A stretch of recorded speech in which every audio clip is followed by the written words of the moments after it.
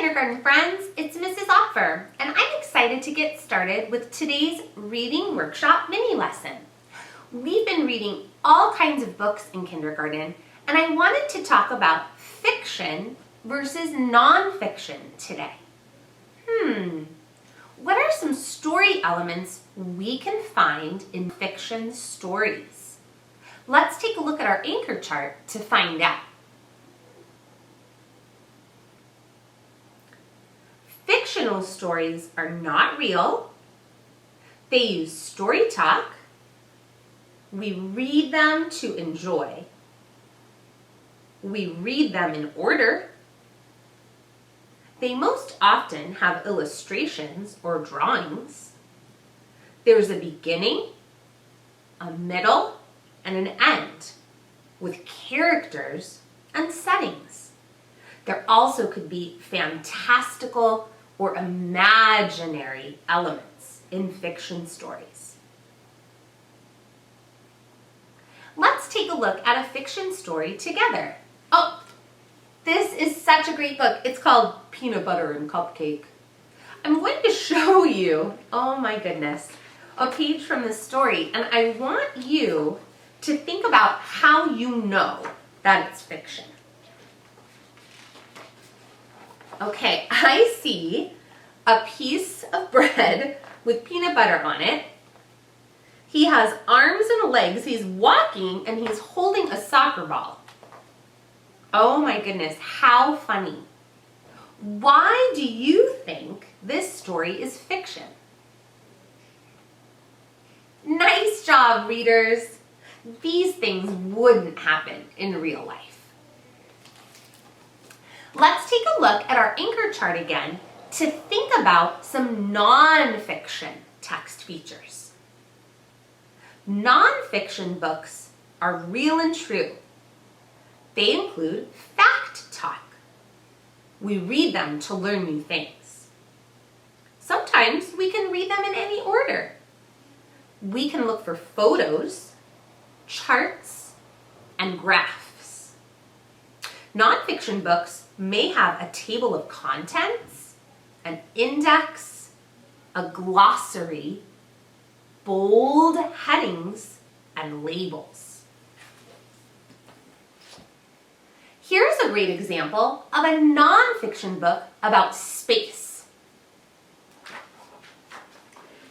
It has a table of contents that lets you know where you can find pages about the different topics inside.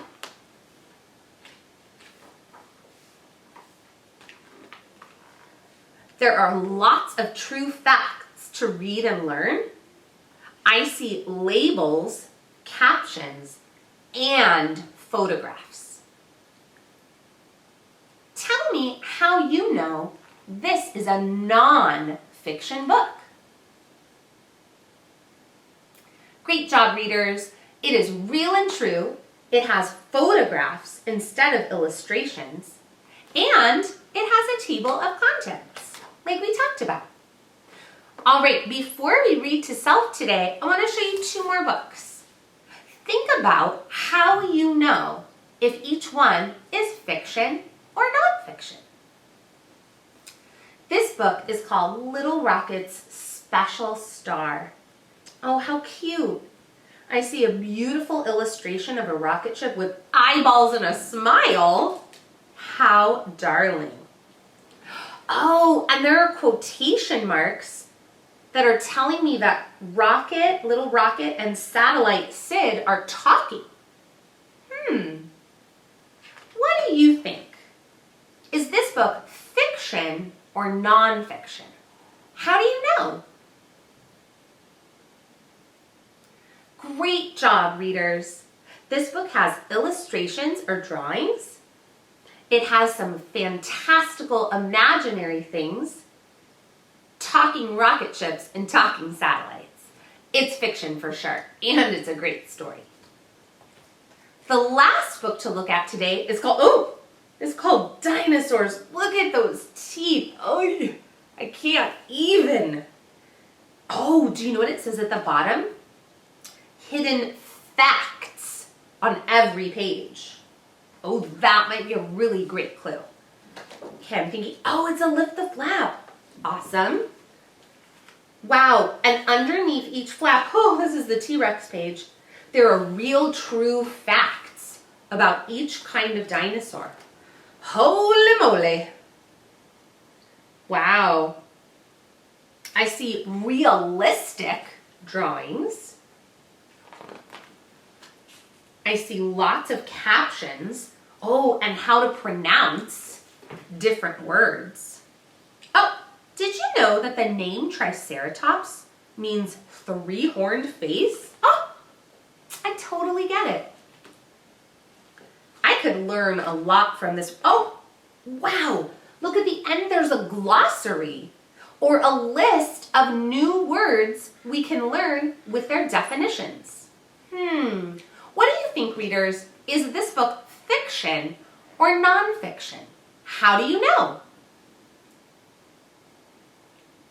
Great job! You got it right again. This dinosaurs book is nonfiction.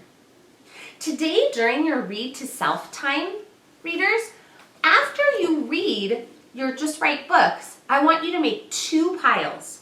One pile of fiction, so I'm going to put Little Rocket's Special Star in that pile, and Peanut Butter and Cupcake. Oh, look at all those delicious sprinkles.